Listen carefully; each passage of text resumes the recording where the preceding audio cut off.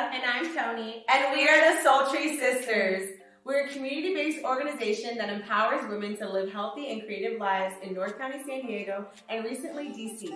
We curate events, workshops, mixers, and meetups centered around women's arts, wellness, and sisterhood. Our mission is to empower women to live vibrant and shine bright through creative expression and conscious holistic living.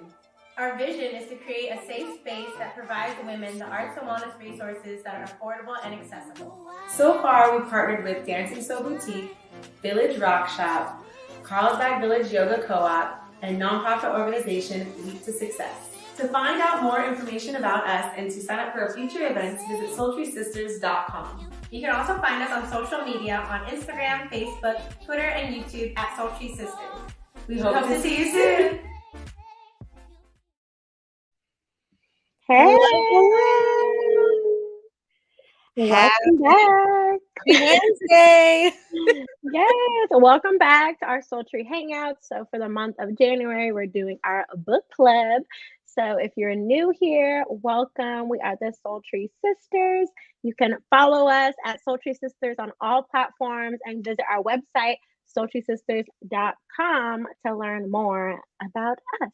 Yes, learn about more of what we do. So we always like to start our Soultry Hangout with sharing where we're tuning in from and what we are sipping on. So if you're tuning in live, you can let us know in the comments. A reminder that this discussion, this community discussion is interactive. We love to hear your comments. We pull up on them all up on the screen, and we love just getting to know you all. Yes, so I am sipping on some Tulsi and lemon balm tea. The lemon balm tea is from Tabitha Brown's collection at Target, y'all. So you need to support Black women. Yes, and then I have some calamansi, so some Philippine lemon in here, and some honey in my Pisces mug. So speaking of Tabitha Brown, I got some of her stuff right here. Oh, okay. Yeah, we're Tabitha stands. Okay. Yes. Okay. Go and support y'all. Tabitha Brown. Speaking of Tabitha Brown, this is a little bit of off topic, but also on topic. Tabitha Brown, she just posted that she tried her first Pilates class, y'all. Hey, get it, Tabby. She's feeling her core.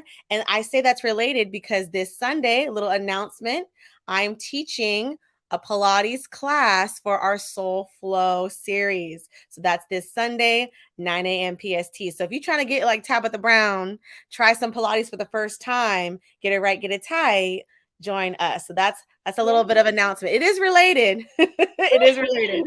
Yeah, so go to SoultrySisters.com to find out more. And if you're a Sanctuary member, you get into the Soul Flow classes for free. And we're stepping it up and doing 2 Soul Flow classes a month this year. So I teach one. So I taught one on Sunday, and it was amazing to have y'all join us. And then Alyssa is teaching this Sunday. Nice. And then we also have our Soulscape workshops. That's our embodiment practice, which we'll talk about embodiment today. We'll have that on January 29th. And our theme is rest and reset, which is our whole theme of January and the new year. So again, learn more at our website and join us. Yes. So who's tuning in? We got Nia Cole. Hi, tuning in from Tacoma Park, DC, sipping on some fresh chamomile, lavender, and herbal tea from the farm. Ooh, that sounds refreshing. Sounds yummy. And Kyle. Kyle from Wheaton, drinking sweet tea as per usual. Yes. We love a ritual. Okay, Dr. Moore, Kyle has a ritual of his sweet tea in the book club, which we love and we welcome all. Alyssa, what are you sipping on over there?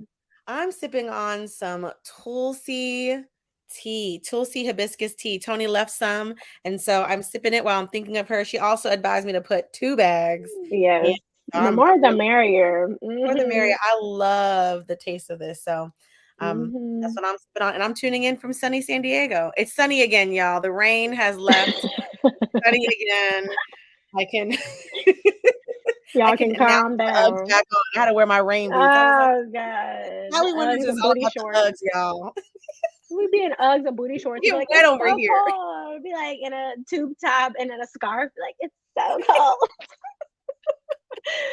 But yes, so this is our week 3 of the book club, and we're going over part 2, Dream of Rest is Resistance. So if you're like, what are we talking about? Rest is resistance is what we're talking about. So you can go to our website, soultrysisters.com/book club, and learn more about it. Share with your friends, share with your mom, share with everybody you know, especially the folks who need rest, right? Like that's what we were talking about before the live started. We're like, we know some people who need to read this book, right? So all of you joining us, you just maybe stumbled upon the book or have already been reading it or thought it was interesting, but spread the gospel. If you know someone who's like, you know, grind culture, they just work, work, work, this is the book for them. Okay, I feel like I'm in an ad About now. laying on a hand, laying on a book. Sleep on it. And so those of you who are tuning in live, if you don't have the book, that's fine. We really also encourage you to add this to your rest practice. Lay down, have this discussion playing as you're lying down horizontal on your back. So if you're listening to a podcast while you're going on a walk, we like to walk with our community step and stride people.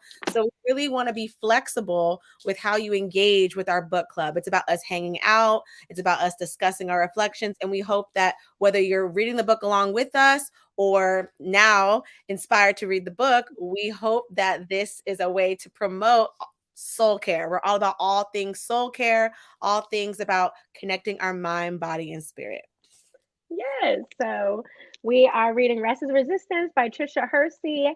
So yeah, subscribe to our YouTube channel at Soultry Sisters so you'll get the notification when we go live. We'll be here for the next 2 weeks, finishing up Rest is Resistance. And some fun news is that on February 1st, the last Wednesday of our January, well, it's going into February book club, the author herself, Tricia Hersey, will be joining us.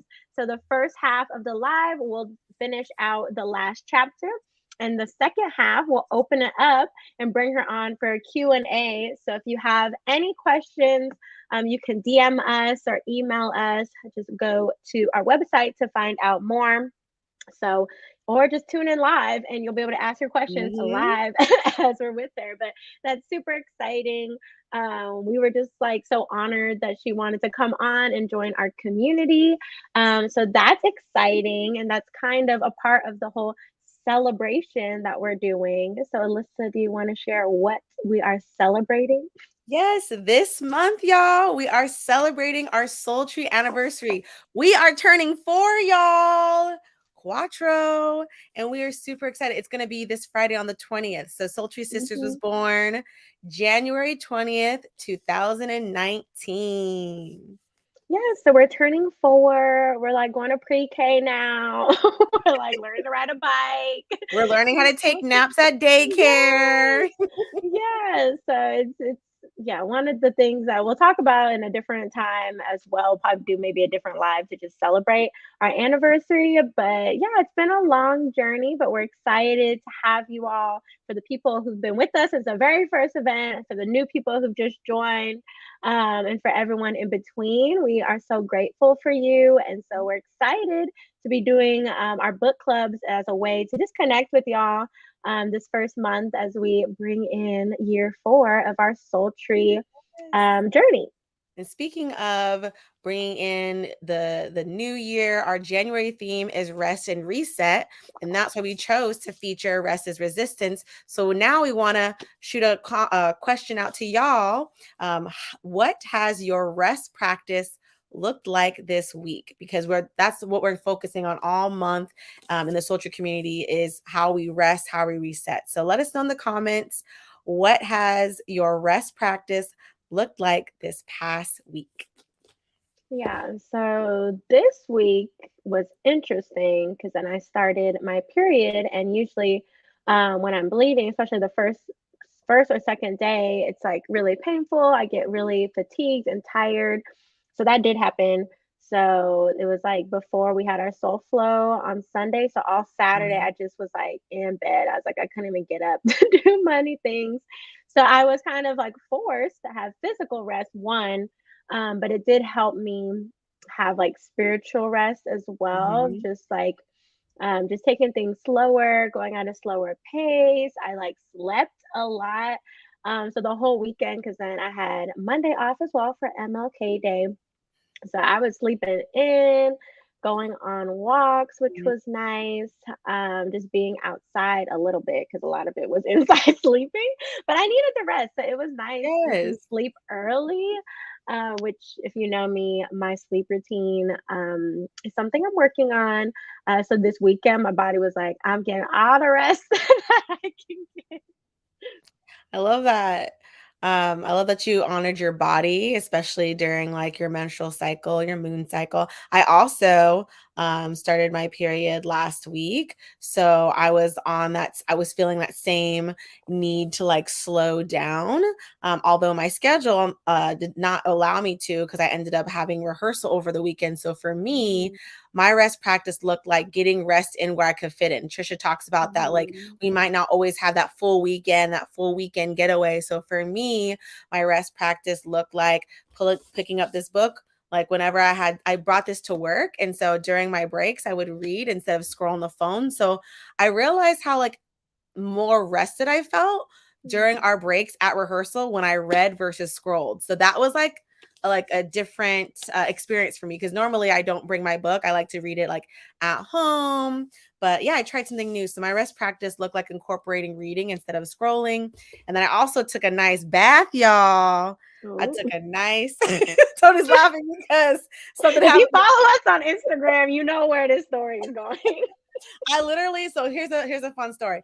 I was reading Rest is Resistance in my bath. I had my candles, I had my music, I had my lights and everything. Y'all, my tension pole that holds all my hair products. Those of you who have curly hair know you have a lot of products for the hair in the shower. That thing done fell into the tub in my bubble bath. But you know what the ancestors did? They protected my book and my candle. The book and the candle remained untouched. It stayed on my little platform. Because you said it fell twice, right? It fell twice. And she was recording for content. So and I was recording for content. And I put on the reels like this is what white supremacy and ground culture is trying to come for. They're trying to come for me and my rest practice, but they didn't win. They didn't win. So that's my rest practice looked like that. I was tested in the real world, y'all. Right. The grind culture be sneaking up on you was like, you don't need a bath right now, but you did. And guess what? You still persevered. And I kept at it. I did not let the first time at falling, like, let me get the fuck out of this bath. No, I said, you know what? Let me put it back up. And I sat back in there. And then it happened again. And I was like, you know what? I'm gonna just let it lean. Just let it lean. And I would just enjoy. And I finished the dream chapter in the bath with my music. So it's about intention, y'all. You don't let them just snatch up your rest. No, you don't. That was a testament.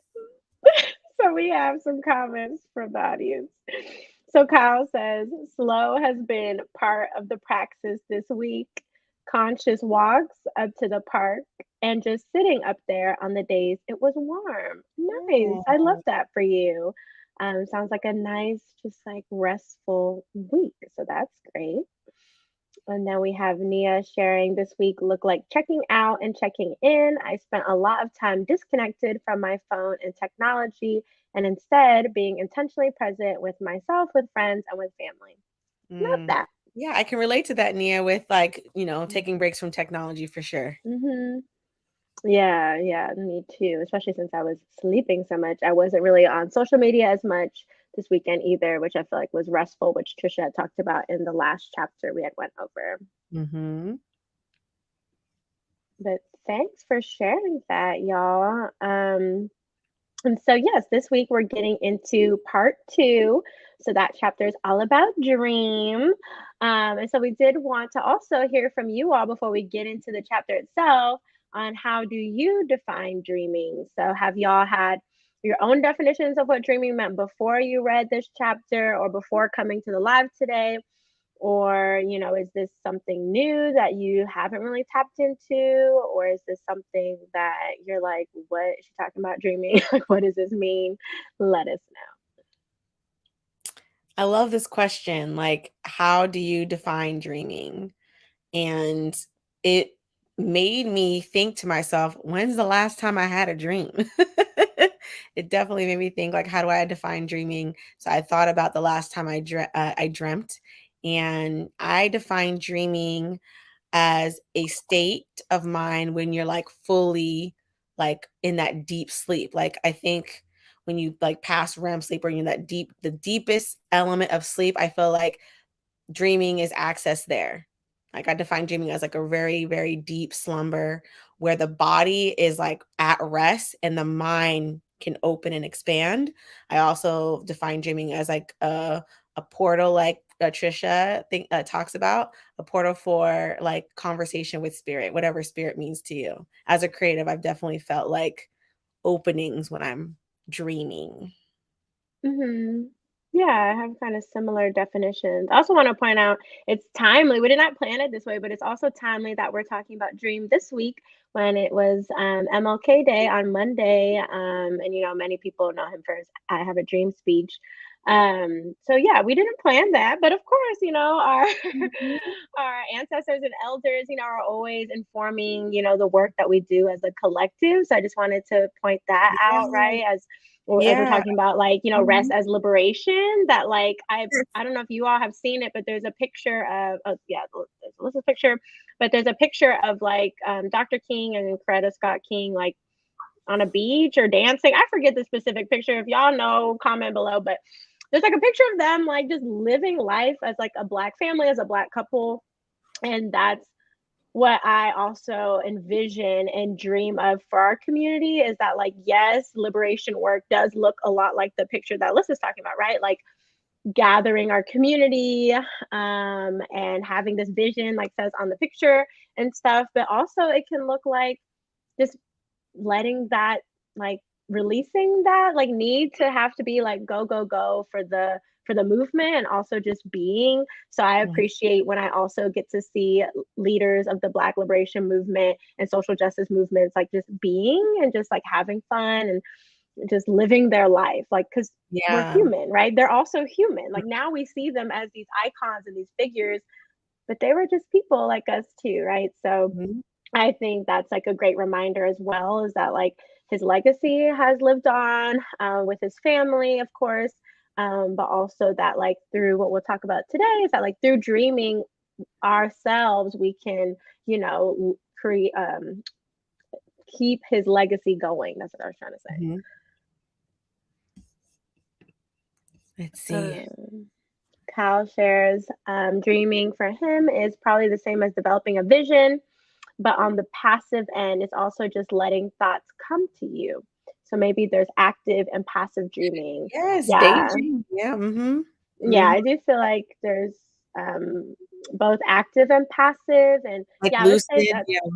yeah, that's how I feel like I kind of define dreaming, is that like, yeah, sometimes it's just like where your mind wanders, like when, you're just like laying down, or sometimes I'll just be at a picnic somewhere outside or on a hike, and I'm just like, I guess now Trisha would define it as daydreaming, but sometimes I'm just like out and about and just at such a relaxed state that my mind is able to wander and just think of different things. And usually it's not much, but it's just like my mind is, I guess, at a rested state.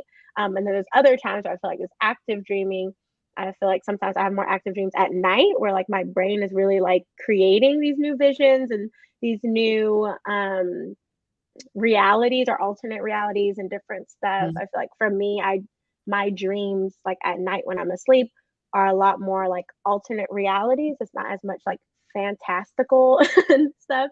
It's more so like different ways that I live my life, or different scenarios like me myself as Tony can be in. So yeah, it's just interesting as I was reflecting with this chapter on like how my dreams show up. Let's see. Nia says, I hadn't thought of defining framing prior to this chapter. I can define, relate, yep, to Alyssa having to recall the last time I dreamt, right? I think that it's as the moments when you're existing subconsciously. Yes, existing Mm-hmm. subconsciously. I love how you put those together. Definitely. Mhm. Mm-hmm. Then he also shares in alignment between heart and spirit space. Oh, I love that. That's kind of what Trisha mentions throughout the chapter as well. Um, and then Nia shares, I think of it as being in a state of subconscious alignment between heart and spirit space. Yeah, right. So it's like this subconscious. It's like maybe it is more passive, or maybe it's even like our bodies know, right? Like Tricia really talks about like our bodies and our spirits having this inner wisdom. So I think maybe dreaming is our bodies and spirits talking to us, right? Like communicating back to us. And I think it's also space for our ancestors, right? Speak to us as well. I also want to bring up too, like dreaming also makes me think of like nightmares. I know we're not talking about nightmares, but for me, when I think about the dreams that we have when it's like we're problem solving or you have like a bad dream, I guess, maybe not a nightmare, but I think speaking to what Nia's saying is like when you're misaligned. So it's almost like your mind's telling you Mm-hmm. like something's off. Have you ever had a dream about a person, like a warning and so for me, like I look at my dreams as communicating with me, like, Mm-hmm. whether I'm aligned or not aligned, my dreams, whenever they do happen or I do remember them, it's a form of communicating with myself and listening, like Tricia talks about too. Yeah, I feel like for me, yeah, it is a way of my mind, spirit speaking to me as well and communicating. And I think also sometimes I might not remember the dream itself, but I remember how I felt when I wake up.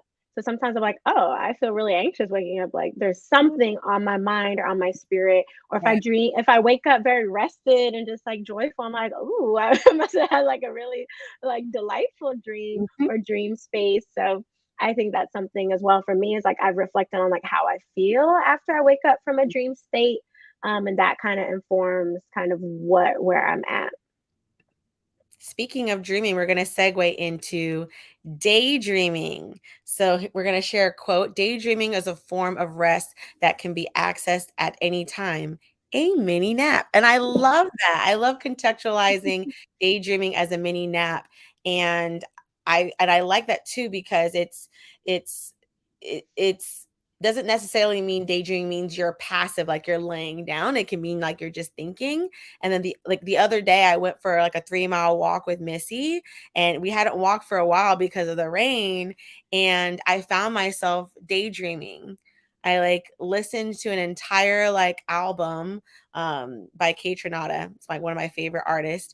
And I was just like at the end of my walk, I was just so happy. And I wasn't thinking about anything specific, y'all. I wasn't like, Mm-hmm. I was just like, the music was taking me and I was taking it all in. And I was like, Mm-hmm. and I felt refreshed. So when I think about this quote, I'm like, I was daydreaming. Hmm. Yeah, I feel like that kind of goes into the next quote we want to share. So, the dream aspect of our rest work is deeply tied to the metaphysical and spiritual. It is a time to be free from the confines of linear and grounded realities. I think that's what exactly you just explained. Then your experience was that it was in a dream state of like you're no longer confined to like what reality is, right? Like you're transcended into Hmm. this other space. So yeah, I do love that about dreaming. Is that yeah, you don't have to dream in how your day-to-day life looks like. Your dreams are limitless. Yeah, and I like how it's like how daydreaming and dreaming are definitely informed by space and environment. And that goes into the next quote is like, let the space that daydreaming asks for channel you back to your truest self. And Mm-hmm. like what really stuck with me with that quote is like, let the space that dreaming asks for. And I think when we make space for that time, like we can, connect back to our truest self. And I really did feel like refreshed.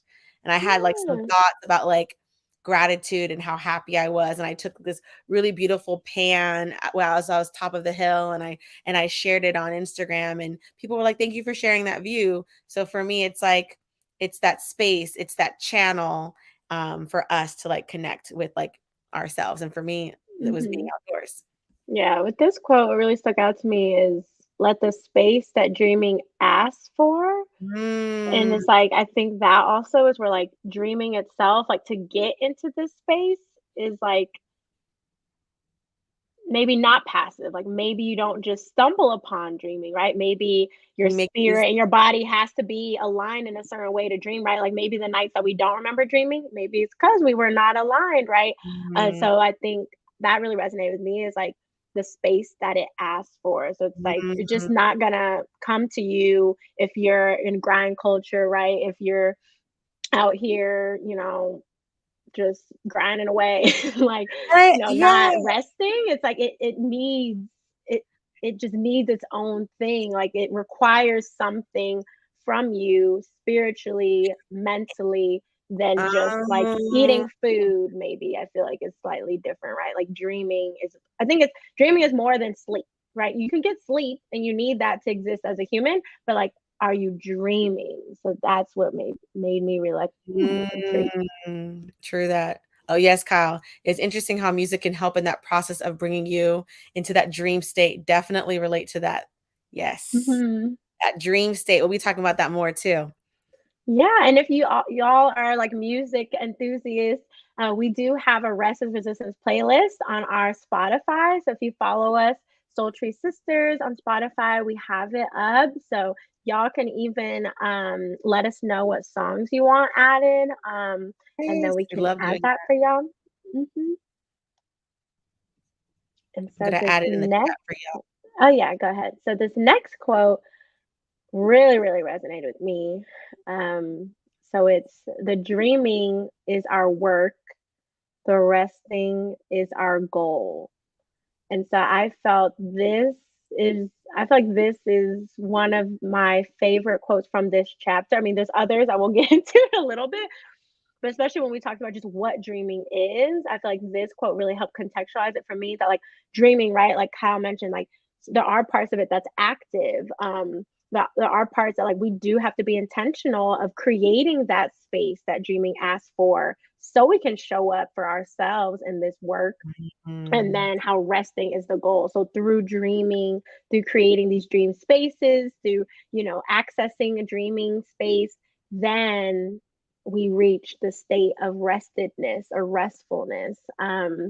So I really felt like that helped me contextualize of like how her chapters go together, and like her philosophy and her approach and the mhm. tenets. It makes me also reflect like how much we like the Nat ministry is turning us all into advocates of dream work, right? Advocates for this, and the ultimate goal is rest. Yeah, it makes dreaming seem more like you said, active, less like a result Mhm. of sleeping.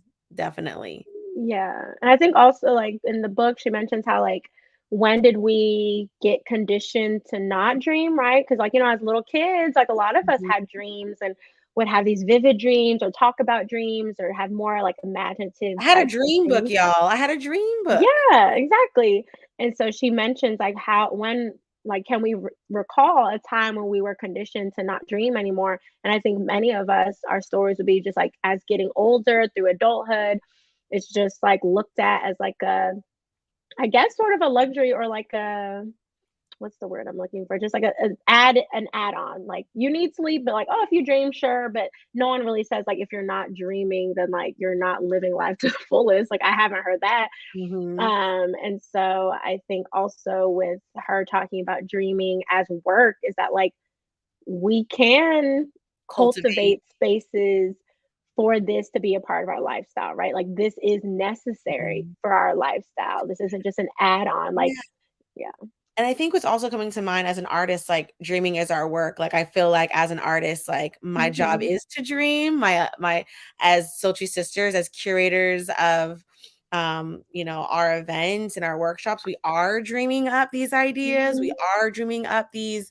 experiences. And so when I think of like the dreaming is our work, it resonates with me as like how I show up in the world. And so I was like, I love how that affirms that part, like the dreaming is our work, like dreaming up these spaces, dreaming up hmm these experiences that we can create for ourselves in our relationships with our environment. I really, for me, it's like it kind of activated this kind of sense of um uh relationship that I can have with the dream space or curating it hmm versus like you either have it or you don't. It's not that. Yeah, yeah. I also felt like I had similar reflections. Because yeah, growing up, I always identified myself as like a dreamer. Like I had dream catchers. Like You're a my Pisces too, bed, girl. yeah, my bed is always like a space that's like soft and inviting, and like my space is always a sanctuary to like promote rest and dreaming. And I didn't necessarily have that specific like language or intention, but like deep down, that's like why I cultivated this space. So that, yeah, just going through this chapter, I'm like, oh, okay, like I did have like this urge or this yearning for this state of being. But yeah, as I got older, I wasn't always tapped in. Yeah. And then I like this next quote too. By putting people to sleep, we are waking them up. Y'all. That one right there, I was like, Let me ask y'all a question. Answer this in the comments. Have you ever like, been thinking about something and you have to like think on it. You have to give yourself space, like whether it's like creating something or mhm, mulling over a decision, and you go to sleep and you wake up with the answer. mhm, And you wake up, you're like, I'm gonna do this. That's what I'm gonna do. That's what, mhm, by putting people to sleep, you're waking them up, waking yourself up to like that truest self, to like your true intention with something. So allowing ourselves to like sleep on it. You know that term? Like, let me sleep on it. mhm, That's the term. That's what it came to my mind. I'm like, ooh, yeah. I sleep on it. I wake up and I know. I know my Yeah. No, I feel the same way. Yeah, like sleep gives answers. Like she mentions this in the book, but I feel like, yeah, in my experiences too, that sleep gives me the answers. And then Kyle mentions this, so it might come up later, but I was reading these sections and I was just struck by the idea that our phones are taking away our capacity slash space for dreaming and daydreaming, right? Like that if idle we're on, time. like I think for me, when I'm on the phone in the evening times, then I'm not able to like sleep as deeply. So then Kyle also mentions absolutely on that. This is a big part of research for real. You get solutions when you actually rest. Yes, it's like you sometimes you can't. Well, not sometimes. All the time, it's not possible to go and keep going and have all the answers. Your brain, which we'll talk about later in the live, you're just become disconnected, which she talks about a lot in this chapter. So yeah, it seems like we're all kind of having similar reflections. Mhm. It's to me, like when I think about the phone being a device, we call it a device. I think it can divide us and disconnect us. So like the device, I've been thinking about that too, Kyle. I really have had my relationship to my phone, my awareness to my relationship to my phone has been broadened through this book. Then Nia shares, so much of nature reminds me of the power of rest and purpose of rest. Yes, that's what I kind of feel about the winter season. Like personally, someone who grew up in a warm climate, and like our mom's from the Philippines, our dad's from Houston. Like winter to me, like on the East Coast of like snow and really cold weather, doesn't always feel good. But I do have to remind myself that like this is nature reminding us to rest, right? And that it is a part of the cycle and a part of the seasons, and that it's natural, right, to rest. Like nature will rest unapologetically. Nature will make us rest as well. Like So, literally the sun comes up and then the moon switches. Like mhm, there is a switching, there is a handing mhm. over. And so like even the sun and moon tell us like it's time Yes, to go to bed. we're sun and moon. If you didn't know, Soultry sisters, sun and moon is our totem symbols and things. So deeply resonates with us. I love this quote too. Mhm, Daydreaming is a form of rest and feels like the opening of your heart doing what it's supposed to. mhm. Yes. Yes. And I feel Mhm. like that's kind of what Nia was sharing earlier about what Mhm. dreaming meant to them. So yeah, like just when the language Trisha uses about like opening of the heart, and connecting back to spirit and stuff, it just deeply resonates with me, especially just like on the part of my journey I'm on right now. I'm always just like underlining all the stuff, like snapping, and like, oh, I need to read that back, play that back.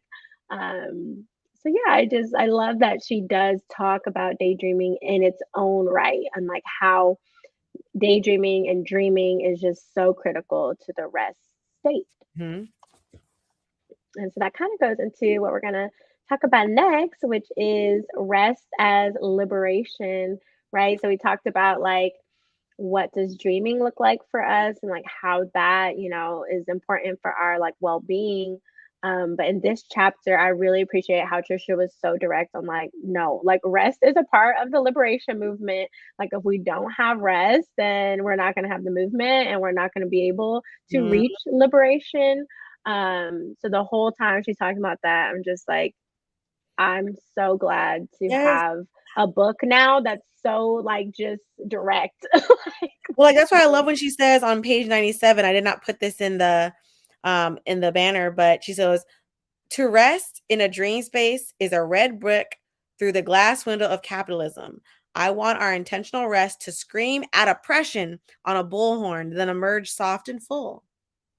So kind of embodies what we were talking about earlier about appearing soft and full, but like rest as liberation, what it's doing is disrupting, capitalism and grind culture and, all that. Yes. And so one of the quotes we want to share with you all, and also if you all have any quotes that stuck out to you, definitely put them in the chat below, and then we'll pull them up. But there is no system in our culture that supports and makes space for us to rest. This culture does not want you rested unless it is attached to your increased labor or productivity. And that's on page 94. And we talked about this like in the intro and then last week when we talked about rest. But exactly, like in capitalism and white supremacy, like all those things and the isms going around, they don't want us rested, right? It's like sleep when you're dead. It's like there's even in the pandemic, I thought that was going to be like the light bulb of like, oh, we need to rest as a collective. And I thought we were going to sustain more of that restedness. But then last year, then people just, oh, we have a vaccine, so go, go, go, go, go. And so I was like, this is a disservice to the lessons that we're learning, right? Like even Mother Nature, like what Nia mentioned in the comment, Mother Nature was able to revitalize a little bit during the lockdown because humanity was not on grind culture mentality anymore.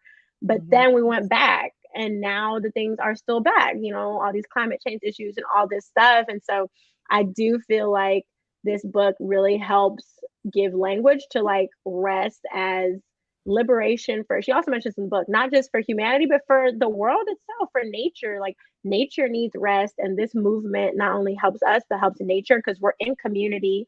You remember when in the pandemic, when no one was on the streets, how the animals were coming out and doing their own thing and how like, yes, exactly. Like I think about that. Like there was only an opportunity that when we're off the roads. Another quote is an important, like this is what I love. This is the one that really like I had to sit with for a while. We're gonna park it right here, y'all. An important distinction must be made. Liberation and freedom are not the same. Liberation is a process. Freedom is a temporary state of being. Liberation is dynamic. It never ends.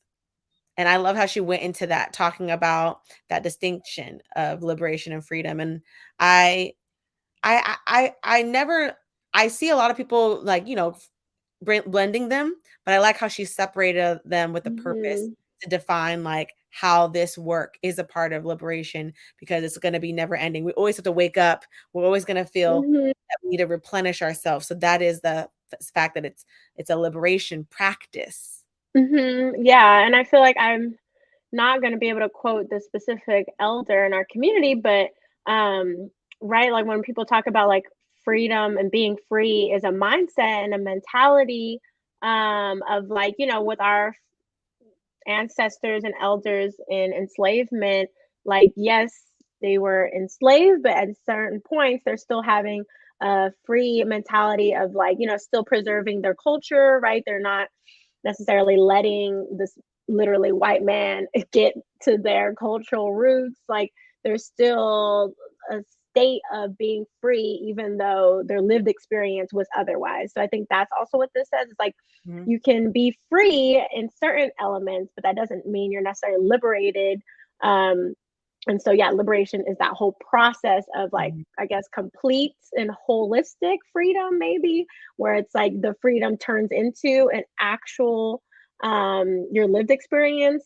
So I think that's what I was thinking about too. But I do appreciate her naming this in this specific language, that how it's dynamic and never ends, but how rest helps us in this process.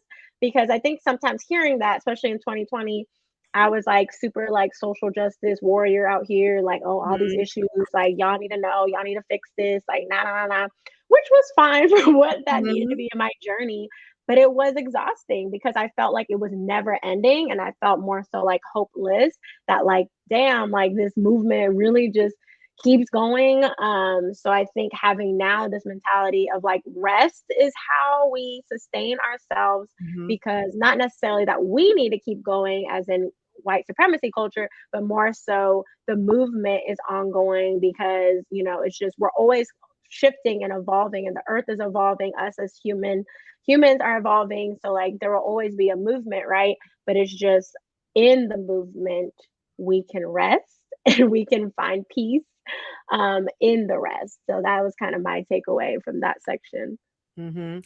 The time is now to just be. That she was talking about, and that's what I like about rest as liberation. Is like we're just being. Like you're talking about seeing, um, like Coretta Scott King and like they're just being. So rest as liberation is like Mhm. it's not. You don't need to work for it. You just got to pause and be. Mhm. Like and that's what I feel like as a liberation versus free is a state of mind. Liberation is like the action of like you know, Mhm. the manifestation, um, I guess. Yeah. Mhm. Yeah. Or I think even now, like in contemporary culture, when like even in the Black community, how people are like, oh, well, if I get more money, if I get more power, then I'll be, out Have of, free time. yeah, or just be, they feel like they'll be freer in the fact that they call the shots, right? Like maybe a Black CEO having their own corporate business, maybe they feel like, oh, I'm free because I don't have like white supremacy above me in that way. Right. But I think this whole movement and the rest of liberation is like, no, because you're still existing in white supremacy culture and grind culture, that you're not free or you're not liberated. You might feel free, but you're not actually liberated. So I think that's important to kind of to Mhm. distinguish, is that like, yeah, it's the temporary thing, because yeah, maybe in your day to day, if that's your day to day, maybe you feel free, but you're not actually like liberated. Mhm. Which goes into Kyle's comment of, I love the idea of rest and liberation is how we get free. Yes, and I feel like it's so liberating to hear that. I feel like for me, it gives me hope. It gives me hope for my community, because Black folks, we are exhausted, and we have, And just we haven't had the space to just and it be and to exist. and I look at it too, like liberate, like when people like say like fighting for our freedom, the word fighting, like I'm fighting for my freedom, like you have to earn the freedom. Whereas like when I think about liberation as a practice, is like, oh, you just when I think about, like you said, being liberated in the mind, like thinking about the maroons that she was talking about, like Mhm. you just take that, like you just claim it, like it's mine. Being a liberated mind is the act of like claiming something, reclaiming something Mhm. versus, hey, are you free? Like I want to be get free. It's a different type of, for me, energy. Mhm. And It's then the going intention behind it. the intention behind it. And so Mhm. like rest is in the beauty of liberation being a Mhm. lifelong practice. It's like to be liberated, you have to constantly practice it. It's not like I'm free. I retired. I'm free from going to work because now I'm aged out of working. That's free. But the liberation thing is like the humbling thing is like it's a constant practice. It's a Mhm. humbling thing that you come to every day. And Mhm. you agree to it. You commit to it. Mhm. And it goes into Kyle's comment of, in a lot of ways, the never endingness of it is liberating in itself, just like the quote shared. It Mhm. takes the pressure off to know we'll be working at resting for the rest of our lives. There's no time limit or urgency. And yes, speaking of urgency, she does name how urgency is a part of white supremacy culture. But yeah, it does take the pressure off. I felt that I did feel relieved, like reading this part of the chapter. Like, okay, like we're doing the work, and it's just so liberating and freeing to feel that like less is the way to do less, to want to push less, right? To just be is the way, which is so great to hear, as someone who has struggled with that. Hmm. And then Nia mentions this makes me think of Jill Scott Heron's "The Revolution will not be televised," recalling the fleeting moments throughout history being prevalent in media, but not the process of getting there. Mm. Exactly. And I think that is why this book is so timely as well. Exactly. Is that because rest is the revolution? Yes. Um, and yeah, I feel like people are probably, I'm sure Trisha gets a lot of backlash because people are like, what do you mean? Like, you need to work for it. Like, listen, like you mentioned, like people are going to be like, no, you got to work for it. You got to go out and get it. Like, no one's going to give it to us. And I don't think Trisha is saying someone's going to give it to us. I think she's saying the mind, body, spirit alignment, like it is within us. And as a collective, if we're collectively healing and resting in this way, that's where the liberation comes from. It's not from us like working, working, Ooh, working towards it. I just got something. Go out and get it versus just be, right? The get it, that action is the extraction. So just saying, I'm going to get it, that's coming from the energy of extraction versus I'm a be. I am it. Hmm. I am this. That's Hmm. the holistic thing of the abundance mindset. So Hmm. it's even in our y'all words are so Yeah. Because I important. think even when you said go out and get it, that's saying that the thing is tangible. That then I think that's where the temporary of it comes Mhm. into, right? Because if something is tangible, if you can get it, you can also lose it. Ooh. Versus if Ooh. you can get it, you can lose it, y'all. You can Okay, get it. if you, Because if you be it, it's just within. it's can I get it? This is the word, y'all. Okay, if you got this far into the live and you haven't have the book, you need to buy. Honestly, I that's what I love about these discussions, y'all. Like we're getting hyped about this. I hope those of you who are joining us live are feeling like just how through this discussion we're really playing with the words that we're using to describe it, and we're really having this conversation of how important it is to be very very intentional about how that's the work, that's the deprogramming. Like I'm gonna get rest, like I'm gonna be rested. Like I'm gonna get some rest. No, I'm gonna be rested. I'm a. Hmm. It's just I'm really this book is especially because she's a poet. We're gonna go into that next. I think Hmm. words matter when it comes to Yeah. deprogramming. And one last comment on this is Nia says, "Go out and get it." Mentality also perpetuates the idea that we don't already have it. Like Tony said, it's already within, right? Especially as the Black community, right? Like this book, right, like she says, is for Black folks. Like everyone else can read it too, but she's speaking directly to the Black community that like this is for us. This is already within us. Like we have it. We've already have elders doing This these was practices. stolen from us, right? It Yeah. was And like stolen. yeah, and like yeah, we were made to not rest, but we had naturally had a restful state already, right? So yeah, I think that is important for the Black community to know too, is that like this is not, she's not saying that like, oh, now we need to find it some way to go do this thing. It's like, no, she's saying we need to connect back to ourselves, which is free 99, and just has all the answers, right? So I think that's what's also powerful about the movement that Mhm. she, so well articulates in the book. Yes. And speaking of power of words, she also mentions poetry, and we're going to share this quote.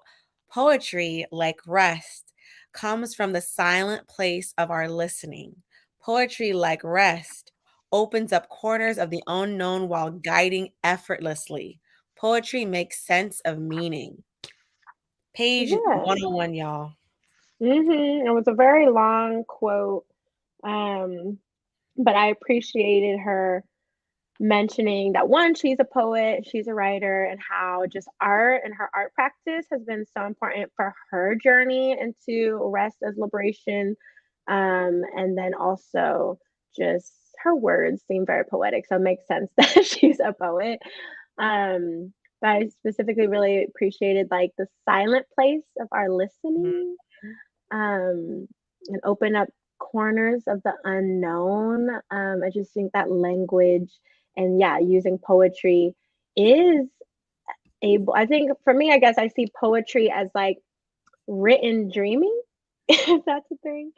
Because I feel, like she says, it makes sense of meaning of words and of the unknown. So I feel like when you're in a dream state, that can be, when poetry comes out of that. I feel like for me personally, I don't necessarily identify as a poet. I identify more as a writer, but sometimes it does come out as poetry. And I think sometimes it does come out of a dream space and a dream state. And sometimes it comes out of more of like, this is how my brain is articulating the words, of like more so like a processing. I feel like poetry, especially for me as a creative, when it's more abstract, it offers the reader, the listener, a space to make those connections, to dream the meaning up. And there's no right or wrong. Like, it's not like writing a direction, like you're gonna drive forward and turn right, So for me, like when I think about how poetry is an extension of dreaming, I think of it as in the opportunity for the listener or the reader, not always just the writer, to like make those connections. And the definition is, and what it means to you is yours. Mm-hmm. Yeah. Which segues us into creating a dream space. We're going to be talking about creating a dream space, y'all. Yeah. So if you haven't already thought about it, you can start reflecting on like, what does a dream space mean for you? Yeah. What makes up your dream space? Yeah. So comment below. And so one of the quotes, dreaming creates energy, allows me to connect with my deepest ideas and offer space. That's what Tricia shares. I do feel like it does create this other type of energy. And like she says, your deepest ideas and like your deepest self as well. Like, I think some of us, we may dream up different things for ourselves, but maybe because we're conditioned by society and white supremacy culture and grind culture, maybe we don't share those dreams aloud. Maybe we don't, pursue those dreams that come up. But I do think it is an energetic thing. And it's a really deep and intimate thing also. Like, to share your dreams with someone is very intimate. To share your dreams, to embody your dreams, which goes to this other quote talking about radical faith. Radical faith is what grounds my life ethos, and therefore it grounds how I study rest. Possessing extreme faith is practice in living on the edge, yet feeling tucked in and protected. And like, I feel like only if you are able to tap into that dream space plus radical faith, it's like you coming out of that dream space, we're able to practice that trust in ourselves, that faith that what we have in our mind and what we dream up for ourselves is possible. Yeah, I feel like definitely to pursue your dreams and to have that, confidence to like manifest your life, you do have to have radical faith, right? I feel like that's like in my whole process of moving out to the East Coast and to DC was through dreams that I had for myself. I was just like, I'm moving there. Like, before I even had a job or applied for grad school, I was like, I'm living in DC, and I had dreamt of what my life would look like. I had dreamt of what I would be wearing, the sounds I would hear, what kind of apartment I would have, and I have it. It's just very powerful tool to use if you haven't already.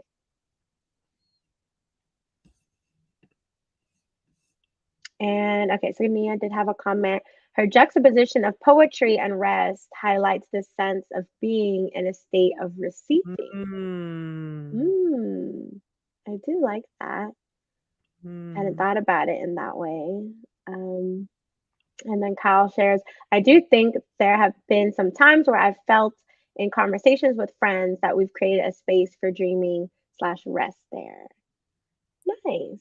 Yeah, it's like you can create it and it might look different, it might change. But yeah, it's like I also appreciate in the book when she's talking about like we can create it wherever, right? Like, she does do the nap experiences in these very cozy sanctuary like places, but she's also like, it didn't start that way, right? She just had to get it, or like her grandmother Aura was just like, it might be all this other stuff going on, but I'm gonna just close my eyes and get into my dream space and I'm good. So I would yeah, I say, think yeah, I would say for me, like our Soultry Sisters, like is a dream space for Tony and I. Like we mhm, literally dreamt up, like our 4-year anniversary is coming up on Friday, and we literally dreamt this up, y'all, like while hanging out, going to this wellness event conference. And we're like, what if we did this? Like literally Soultry Sisters was developed from dreaming, from us mhm, not limiting ourselves to what was reality. You know, we didn't have like a business license. We didn't have any of those things that tell you like, you know, that ground culture will tell you you need to have in order to do. We just did it because we just unapologetically were so wanting to share space, share our dream space, share our abundant relationship with others. So when I think of what makes up our dream space, is definitely this community. Like everything that we do here is dreamt up by us. We're like, hey, mhm, what if we had a swap? Hey, what if we did a book club? Hey, what if we? It's all because we're just not limiting ourselves to getting permission, but just trying something, like literally just dreaming it up. I don't know if that seems like woo woo, but like it's the truth, y'all. We just literally mhm. allow ourselves. We don't even, me and Tony, we don't stop each other. Like, what if we do this? And we're like, all right, let's try it. We literally just support each other in our different variations of what we want to create here. So this is a space to dream. We welcome y'all to continue to dream with us. That's why we love collaborating with folks who align with us in our dreams. So just want to put that out there. Like this is a dream space for us. Yes, yes. Welcome to our dream space. Yeah, I would say for me, yeah, it's definitely Soultry. And then also just like that energetic component. So like the dream space is like being around like-minded people who I connect with. A dream space being like where I can be my full self. I feel like it's Soultry. I'm able to show up as my full self. And those kind of things. Um, so it's like sometimes the space, but a lot of it is like the people, and like we call ourselves an arts and wellness collective, right? Because this space wouldn't exist without all of y'all. So you all also are actively a part of our dream space and help us make that happen.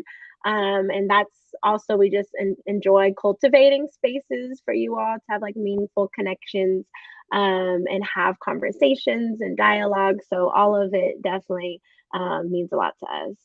Thank you, Kyle. Woo woo is good for dream space. Thank you for affirming that. Yes. And Tia shares, my current dream space feels like a convergence of my ancestors' wildest dreams, Mm. being in full flight and embodiment of the best and brightest parts of them. Ooh. Ooh, yes. I Mm, love that. I'm so happy y'all comment because sometimes I'm like, yes, we need this in words so we can capture this and remember this and play it back. So thank you all for sharing when you join the lives. And those of you who also share on the replays, we enjoy it as well. So this takes us into radical acts of love. And so it's perfect that she mentions love and all of this because next month, if you didn't know, we're reading all about love. So it's a perfect segue into next month's book club. So stay tuned for that. But the first quote we wanted to share in this theme was to dream, to rest, to turn away from the toxicity of grind culture are radical acts of love for mm, ourselves and our culture. mhm. So yeah, it's just so powerful, rest and love. And I think sometimes folks, even me in past parts of my journey, felt like rest and love were these very like abstract concepts. Like, what does this mean? Like, what do you mean to just to have love in your life, or love as a practice, or to rest as a practice? So I do appreciate her talking about how, how does that actually show up in this journey? Mhm. And the other quote is, the energy of love is central to community care. Dreaming becomes the prescription and balm needed to sustain this rest resistance long term. I love that. I love how she brought us back to what Bell Hooks talks about. The energy of love is central to community care. That's the same thing about, being womanism, right? The holistic part of it, how love and rest are in the same, bubble of our liberation. Right. And I think of it as also like when people talk about self-love, like I think Mhm. now one of the very most important types of self-love is allowing yourself rest, Rest. allowing yourself the space to It's not rest. the doing, it's the Mhm, undoing, right? It's mhm, the being, the unraveling. She mentions that word. She mhm, uses that word a lot, like unraveling, unraveling. I'm like, mhm. okay, like this is on purpose. No, none of Yes. the words Yes. So is then you can imagine it yourself, right? You just imagine yourself unraveling and taking off, grind culture, white supremacy culture, all these stressors and things to just be as your holistic self. And I also think appreciate about that last quote about how it becomes a prescription. So mhm. how, like, right, like your doctor is not going to really prescribe you to sleep or to rest or to be. But I think that's what's important about this movement is that like for you to know what's best for yourself and for it to continue to advocate to have these restful moments in your life. And also too, like, you know, sleep deprivation being like a public health issue in order for us to and what I'm like like what's coming to me after like reading that is also how like community care is also part of the solution, right? When we are Mhm, connected and we're caring for each other, we're showing up for each other, supporting each other so that our loved ones can get rest, like taking turns with taking care of certain things. That's where we can get that collective rest. So that's what makes me mhm. think of, we always talk about collective healing here at Soultry. So I love how she connects that community care aspect. Yeah, which goes into embodiment, which we talked a little bit earlier on the live, but Mhm. embodiment is so important for us as Soul Tree because that's a part of our work as well. We do different somatic practices for our community. And so Mhm. the quote is rest is anything that slows you down enough to connect with your body and mind. It is an ethos that holds firm to the body as a site of liberation. And I don't know if you all have read Pleasure Activism, but that book as well is about embodiment and pleasure and healing. And it does talk about the body as a site of liberation. So if you're interested in another book, that is one to look into. Yeah, and also to share too that this chapter, Dream, is inspired by Octavia Butler, Audre Lorde, and womanist Hmm. theory. So also pleasure activism, Adrienne Marie Brown also talks about the four mothers that influence their work. So Hmm. all of this is connected, y'all. There's a lot of interconnectedness with pleasure activism, rest is resistance, having a love ethic that we'll be talking about next month. So the Hmm. embodiment, here at Soultry, like our embodiment of rest is that physical rest, that yoga, that Pilates.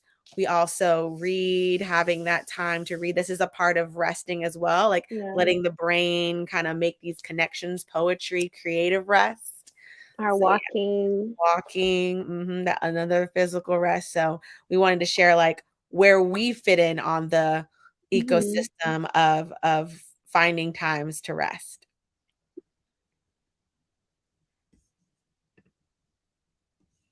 And then another quote we wanted to share when talking about embodiment is like when you are exhausted, like this is the opposite. So when we're not getting enough rest, when you are exhausted, you lack clarity and the ability to see deeply. Your intuition, imagination are stifled by a culture of overworking and disconnection. And y'all, I Hmm. can attest to that. Your girl was tired today, and I felt a lack of clarity and ability to see deeply. And I've been getting like really good rest. I've been having a lot of space to like feel rested. And today was my first day. I was like, "Ooh, your girl feels a little off." And that's where I also like going back to like understanding that this is not linear, but this also shows me that like now I have a reference of like, oh, I do lack clarity. So when I do feel this way, like I need to be like, pause, I need to rest, I need to sleep on it. These Hmm. things. I wanted to share this quote too, to share like what it means when you are exhausted, like what that feels like and what how it may show up, like a lack of clarity. Yeah, and the disconnection I think is so important, especially when we talk about embodiment. Is that so? Like rest as a work practice, right? Like for our own personal journeys, is helping us get back to feeling embodied and connected to our mind, body, and spirit. So it all goes together when she talks Yeah. about unraveling and then connection and embodiment. It's all part of the journey. Yes. And whenever, like, as a creative, whenever I feel like blocks, like a creative block, sometimes going on a walk, sometimes it's not necessarily that I need to, like, quit or, go to actual sleep. But for me, like when I feel like I'm lacking that clarity or ability to imagine and create, when I have a deadline, I can't rush. Some things you can't rush. And accepting that is a part of us fighting against grind culture, especially as, as people who have to produce in this capitalist society. Like we can't get away from producing, but we can choose how we engage. Yeah, and that goes into the last quote we want to share for embodiment. So, you must experience rest. The praxis is rest. You'll have to rest to believe in this message. You won't be able to skip steps and rush the dreaming that it'll take to be liberated from grind culture. And again, just it being a praxis, it being a lifelong journey, not being able to skip steps, I feel like really resonated with me and helped, me feel relieved that like, yeah, we have to do the thing. Like you can't just read books about rest or just, do these things and not actually rest. Like that's why she says when in the first page of the book or something, she's like, I hope you're reading this while lying down. Yeah. Right? She like wants you to actually practice this, to not just hear about it and be able to refer to it like, oh yeah, Tricia, she's that minister or that bishop, does all these things. She wants you to actually do it to, to be able to unravel and have this life altering, culture shifting experience. And that's what I appreciate so much. That you also can't skip steps, right? Like you can't dream without resting. You can't do this without that. So it's like it is very much so like you have to be fully engulfed in this experience, in this process. It is a process. It is a praxis. It is. You can't pick at it. You cannot Mhm, acknowledge like one thing without the other. Exactly. And mhm, thank you, Kyle. What it that is kind of wild though that a doctor likely wouldn't prescribe X number of days off of work to rest. Not outside of the or FMLA or whatever, doctor. Exactly. yeah. We talk about because it's going back to like sleep deprivation being a public health issue. They'll prescribe you a pill for Mhm, insomnia or whatever before they'll say, you know what, you just need to like not go to work for a couple days. mhm, You know? exactly. Yeah, I feel like that's like me with grad school and even in my full-time job now, it's just like fighting against white supremacy culture and grind culture. I And I feel work like for a black org. right It's like right it's now still there's there. right now there's a lot of talk about mental health, y'all. Let's take a pause right now and then we'll go on. Like there's a lot of talk about we needed to prioritize our mental health. We need to make sure our mind, we need to go to therapy. I agree. I'm currently in therapy. Like there's no doubt that talk therapy for me and also being artist and creative expression has helped me cope. But to deny the environment that we live in, aka grind culture, also affects our mental health is not holistic. It's not addressing the entire thing. So for me, I just think it's important to when for me now when I think about my mental health, I do think about do I have enough rest? Because that affects my mental. Mhm, Like she said, it gives we don't we when we're exhausted, we lack clarity. mhm, We don't be thinking straight. So we mhm. need rest. Rest is a part of our mental health too. It's all included. Yeah. So as we wrap up, we'll just share some reflection questions for you all to reflect on in the next week. So in the book, she talks about, how to dream, right? And again, through Mm, today's live, we talked about like the answers within. So again, these are just personal questions for you all to think about. You can journal, you can, daydream about what this looks like for you. So one of the questions is how can we create more space for rest in our daily lives? And how do we tap into our dreaming flow? And how can you begin to welcome yourself into a dream space that is waiting for you to tap into? And I appreciate that she mentions like it's waiting for you, right? Like it's here for you whenever you're ready. Like it'll be here, so you don't have to rush to get it. It'll just be. And then a quote that we wanted to share that is related to these questions, these journal reflection question is, this is more of like an affirmation. There is room to rest in the freedom of managing your own deprogramming journey. And I love this because here at Soultry, we talk about, defining soul care for ourselves, and we decide what that looks like for us, whether that's going for walks, listening to music, dancing, journaling, reading. And so we wanted to leave y'all with like, yeah, there's room to rest in the freedom that managing your own deprogramming journey. So we hope that these reflection questions allow you to connect more with what it's like for you to create space for rest, and how you are going to actively tap into your dreaming flow. Yeah, so let us know how you're feeling after reading part 2, Dream and Rest is Resistance. And again, you can find us next week, same time, same place on YouTube. But I did want to close out with a final quote and then like an affirmation. So on page 124 and 125, Tricia shares, softness is available to us. Care is available to us. Rest is available to us. Intimacy is available to us. Community is available to us. Sleep is available to us. Justice is available to us. Pleasure is available to us. So I'll close out with, may we rest to connect back to ourselves and dream.